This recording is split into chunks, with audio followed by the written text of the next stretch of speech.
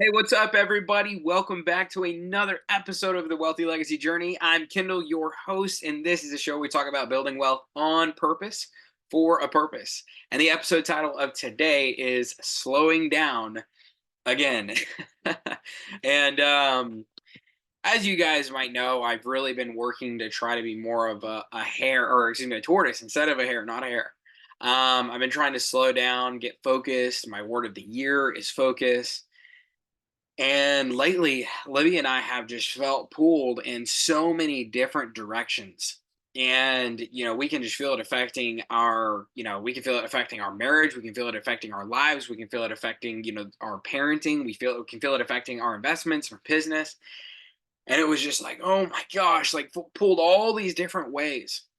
And so we've really kind of been trying to come back to like, what does it look like to focus right now? What does it look like to focus, to be honed in, to know what we're doing, to be 100% invested into a certain thing and not all these other little things?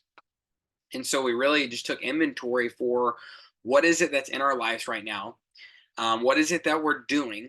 And then out of those things, what are getting us to our big goals and what is not getting us to our big goals? What is, potentially a distraction? And because the one thing that I can say that has crushed me the last two times I've gotten to six figures is finding something that works and then getting distracted and not continuing just to do the thing that's working and continue just to build and build and build and grow and grow and grow in that direction. And it was interesting actually this week. Something that came up was something that I learned when I was in the ClickFunnels program. It's Russell Brunson's Two Comma Club program, and I remember when he talked about building a funnel, which I would argue is probably similar for any type of investment or business that we're in. He said, do not navigate away from that funnel in any way until you've reached $1 million funnel. And I told Libby that I just was, as we were kind of talking through things that we're focusing on this week, I just said, I've really had this goal for years now of like, I want to get something to $1 million. And I just was, we've been talking, and as you guys know, the last couple of weeks, I've been just talking about, where does Double Dare Your Money fit into our lives? Now that it's, starting to take up more time, more energy, more bandwidth, and we have our own investments, and we've got Double Dare Your Money, 0 to 1,000. We've got Double Dare Your Money 10,000 to 100,000, and that 10,000, 100,000 is really kind of our focus point for our investments. We've got Hudson. One lot is under contract. We've got somebody looking at another lot. So, like, hopefully over the coming months, we're going to just, continue to sell those and get more traction. So, really the question on the table has been, though, like, what does it look like to get focused? What does it look like to build in the direction it's going to take our family to that $1 million mark, to say all in, all focus to get to that $1 million? Do I think Double Dare Your Money works? Absolutely. Absolutely. It's what I'm doing from 10,000 to 100,000. Do I think you can make money flipping stuff with eBay stuff? Absolutely. I'm almost back to break even. I was down to $12. I'm almost back up to, I think right now I'm sitting at like $40 from 12. And we've done that in just a couple of weeks. And it might not sound like much when you look at it from the perspective of like, oh, it's like $28. But when you look at it from the perspective of like, that's, basically 3.5 times where my lowest point was as I started to progress forward. That's huge. And just to do that in a couple of weeks, if you could 3x your money, whatever amount of money you had right now in just like 1 month, it would be massive, right?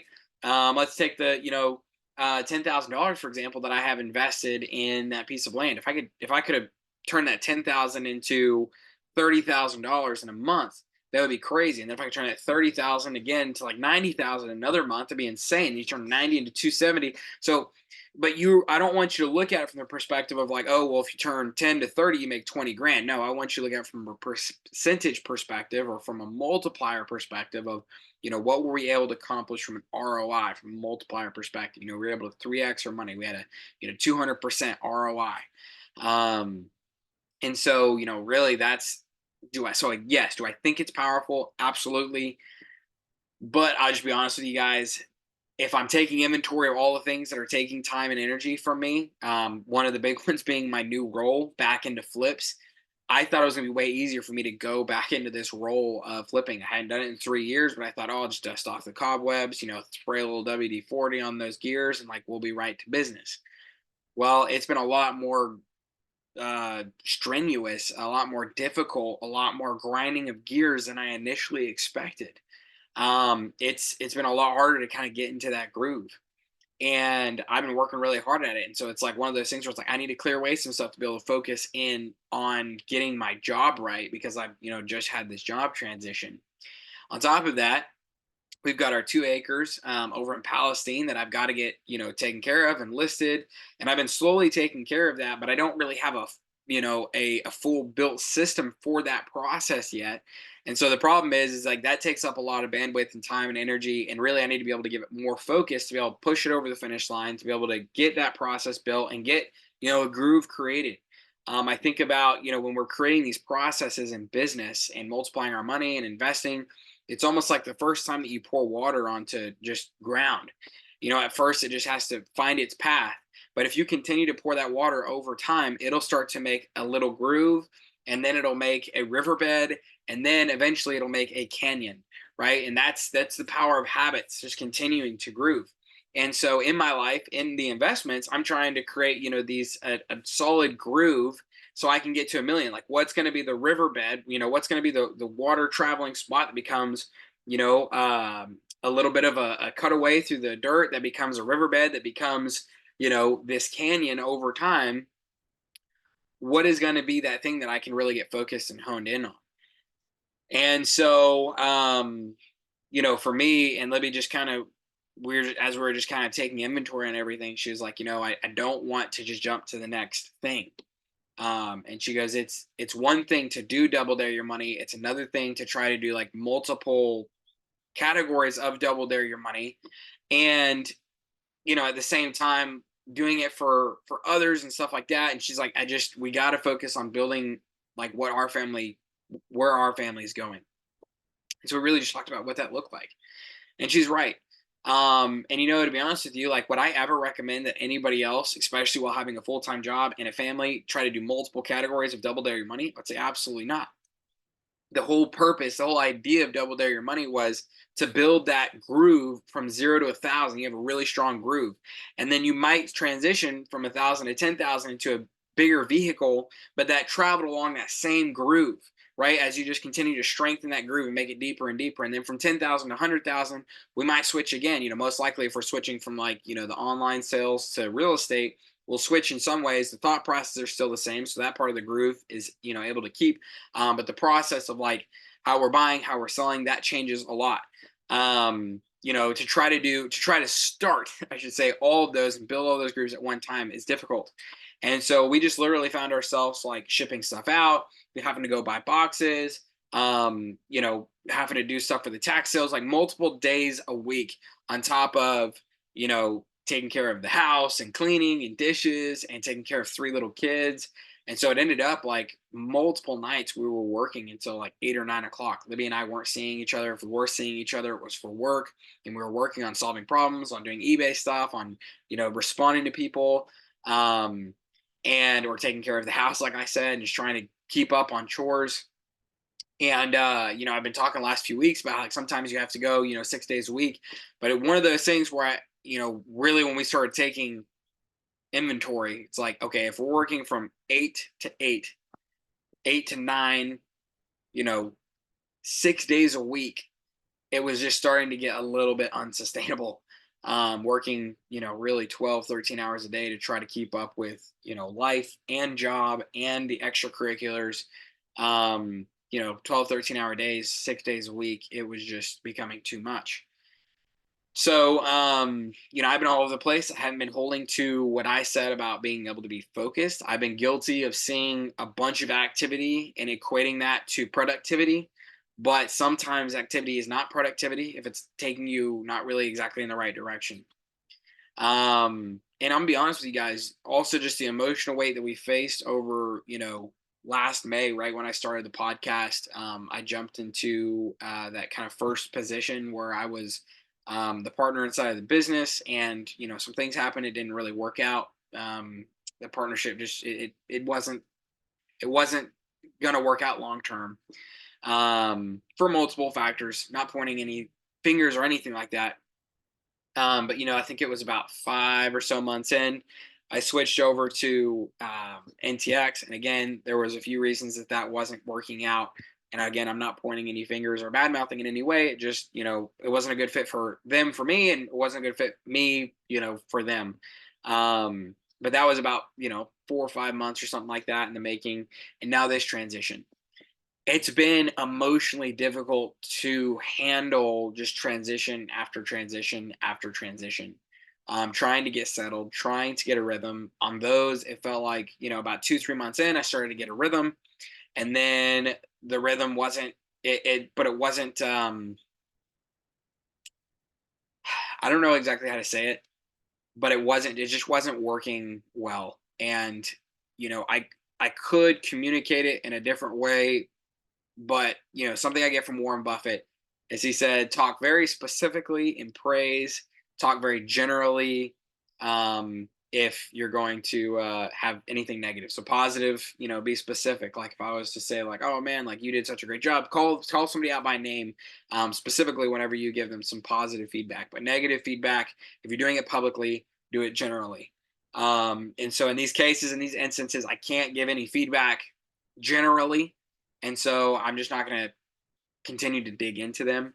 But it's had its own struggles, and so now being back in the flip role, I thought that I would be able to dust off the cobwebs a little bit quicker than I have. It has been 3 years since I flipped a property, but I was doing quite a few flips before that.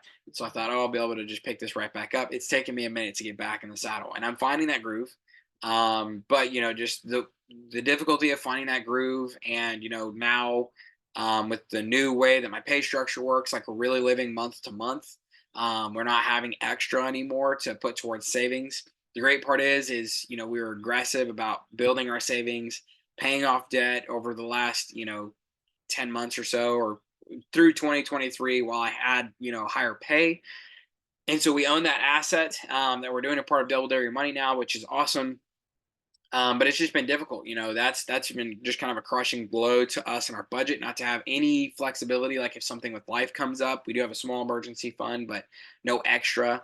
We can't go out to eat, can't go do anything. And it's not even by choice. Like there for a long time there, it was like we're choosing not to do this. And now it's like if we do this, we're going to take away from the few assets that we're holding right now. And we've got a lot of assets at work right now, between the joint venture deal in Hudson, between the 2 acres in Palestine. And our goal is to keep spinning those and keep creating more assets. But for the time being, as far as actual income without touching from those assets, we're just making what we need. Um, and so, just realizing that, this has been something I've kind of said over the last few weeks, asking ourselves the question of like, did we trade the farm that we sold, just a month or two ago, maybe like 2 months ago, for Double Dare Your Money, 0 to 1,000? And I think the conclusion we came to was yes, we did. We just traded one for the other. We're still walking around exhausted and tired. I was couldn't figure out when to even do these episodes. I kept telling Libby, like, I still need to record this episode, and I needed to do the Double Dare Your Money episode and kind of give people an update on what's going on with that. And I was texting contractors last night at like, uh, I was texting somebody at 9 o'clock last night, and then I started texting at 8 o'clock this morning. And Libby was like, "What are you doing?" Like, it's like, man, I'm trying to find what that rhythm looks like for this job. Of like, when do I cut it off? How do I just handle that in a healthy way? Um, it's been tough, but I'm letting the difficulty of this season just sear in, to be a reminder of like, why am I choosing to say no to things right now? It's like because I don't want to be stuck as a slave to my job. I don't want to have to be in a position where I can't buck the horse at all because I need this job. Because if I lose this job, life starts crumbling really quickly, right? I don't want that for me. I don't want that for anybody that's watching this. And that's why we're building wealth on purpose, for a purpose. When I say building wealth on purpose, that's that intentionality, that's that focus, that's figuring out what to say yes to, what to say no to. That's, choosing to say no to different life expenses so that you can say yes to building assets, yes to building growth.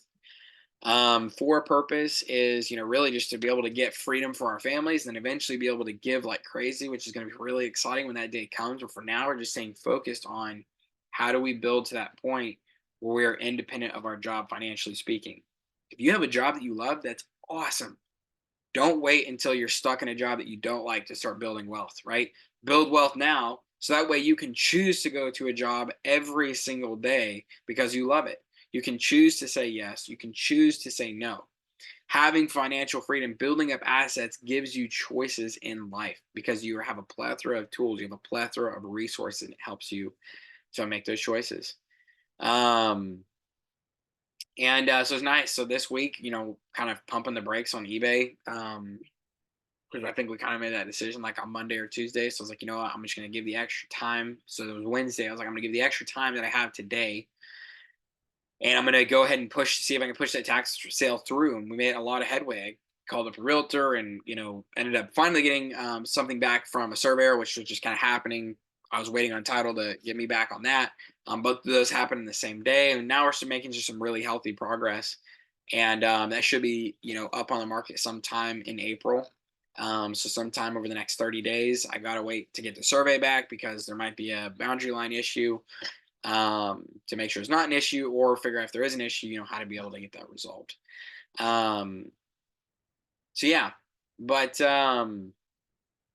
you know, it's it's been it was nice to be able to steadily move forward on some fronts. It was nice to be able to kind of take the resource of time and attention, away from some of the stuff on eBay and just focus it in on what I really see is going to be able to take my family to the next level, because I've gone through a lot of those lower levels already. And that's what Libby was really, kind of saying when she's pouring into me. She's like, I think it's awesome what you're trying to build. And I think you should definitely circle back to it. I think it's going to work. I think it'll help people a lot. But she said, you spent the last 6 years of your life building to this point, and now we're here again for a third time, and you're ready to settle in and get focused. And she's like, you need to focus. And she goes, once you get this to a place where you have a sustainable business, then branch out. You're your own entity. And she goes, maybe at that point, we'll circle back and do the double dare your money, 0 to 1,000, 1,000 to 10,000, building up from the very bottom up to that kind of initial $10,000 point, um to show people like how to do that part of the journey. But that's once like my job is running my company, and that could just be an added value benefit to my company. And I just thought that was a really, I mean, you know, Libby's very wise. And Dave Ramsey's Entre Leadership, he talks about taking the wisdom from your wife, for she is a gift from the Lord. Something I'd failed to do for the first two times, 200,000. I'm really trying to take her advice, her input, her ideas much more seriously, because she is wise and God has given her wisdom, and God made her my wife for a purpose. And so I don't want to neglect that. I don't want to overlook that. So yeah, I think really, like I said, episode title being slowing down again is us trying to go, okay, we started, we downshifted whenever we sold the farm. Then we started upshifting as we did double dare your money, and we are just flying like crazy through life. It's like, what? And so now it's like, how do we slow down? So now we're pumping the brakes again. We're trying to offload our plates and really just be intentional, what we're adding into our lives for building wealth. And really like what's going to take us to the next level as efficiently as possible. So what I love to have the story of, I got from 0 to 1,000, 0 to 10,000 while I was working full-time job, while I was being an investor, while I was doing all the other things, while I had 3 kids under 4 years old and all that kind of stuff. I guess it would be kind of like an incredible Superman story. And that makes me feel good sometimes to be able to do things that other people I feel like couldn't do. But it's just not possible, at least for me. Maybe for you guys it is, but I realize that I have limits, and I will blow up my life and I'll blow up my family if I try to redline us for the next 12 months. Um, Libby gave this analogy one time of like our propane tank. They never fill our propane tank above 80%. The reason they don't fill the propane tank over 80% is so that way, whenever it gets hot outside, and that propane expands, it doesn't blow up our tank. But see, the problem with my life is I tend to live my life at 100%. And so the second that life starts getting hot, my tank starts to blow up. And everybody blows up in different ways, right? Everybody's different struggles. Some people like me, I struggle not slipping into depression and sadness and wanting to just quit. Libby's struggle is more of like anger and actually blowing up. So everybody handles, that kind of capping out pressure in different ways. But if we have our tanks at 100%, when it starts getting hot, life always has those seasons where it starts to get hot, just like summer comes around every single year. We're gonna be blowing up. So I'm slowing down again. Maybe it's a good time for you guys to take inventory, and really just put down on paper like what is everything that you're doing, and figuring out, where do you need to slow down, where do you need to focus. So yeah, with that said, I think we should just pray for insight on where we slow down, where we focus, and then we'll close out with our identity mantra. Lord, I just pray for everyone watching this. Um, if they haven't connected with you in a personal and intimate way, pray that they would. They would seek to know you, seek to find you, because there is a lot of rest and rejuvenation in the Lord. But Lord, for all those that are connected with you, I just pray that they would lean into you and just be asking the question of do I need to have in my life? What's intentionally taking me to the place that you're calling me to go, and what's a distraction?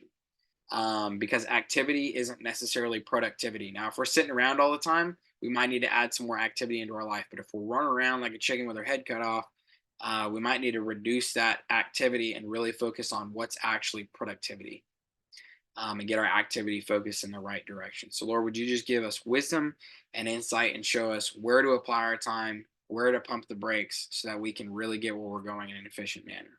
In Jesus' name we pray. Amen. And even in saying that, it's like it lets us enjoy the journey, right? This is the wealthy legacy journey.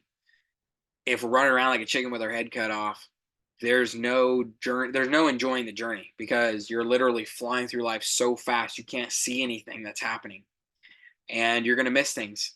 You're going to miss those beautiful moments with your spouse. You're going to miss those beautiful moments with your children.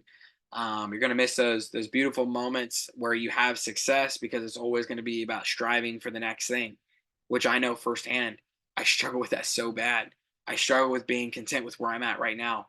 Even yesterday, Libby was saying, we've got this house, we've got an acre of land. We are right where we wanted to be for so long. We're married, we've got beautiful kids.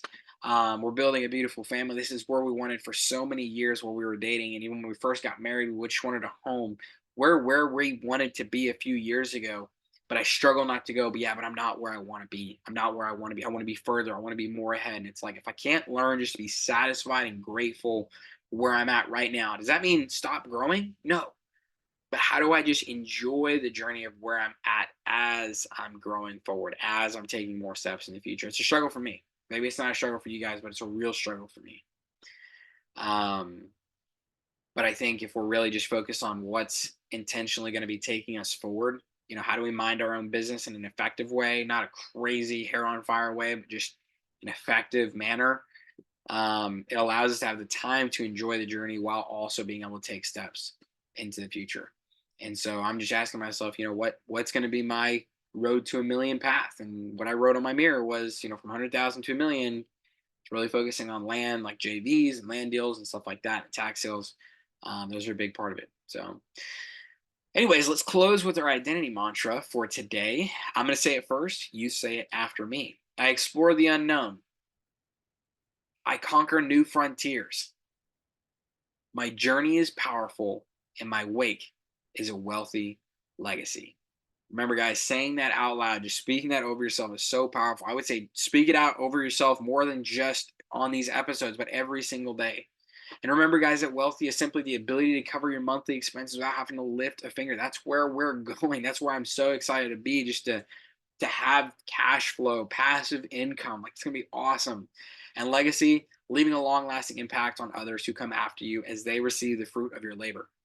But I want you guys to remember that we all are gonna leave fruit, whether that fruit be good or bad. So I encourage you guys, plant good seeds, cultivate good trees so that you can bear good fruit. Also, a reminder, guys, at the top of the description in the YouTube video, Spotify podcast, Apple, Amazon, podcast, wherever, there's gonna be a link to the Google Docs that has a bunch of resources that I put together for you guys specifically around building wealth, building a legacy, the journey, all that kind of stuff, tools and resources that have helped me that I want to put out there to help you guys. With all that said, this has been another episode dedicated to you and your own personal, wealthy legacy journey. It was awesome having you guys today. I will see you on the next episode. Bye.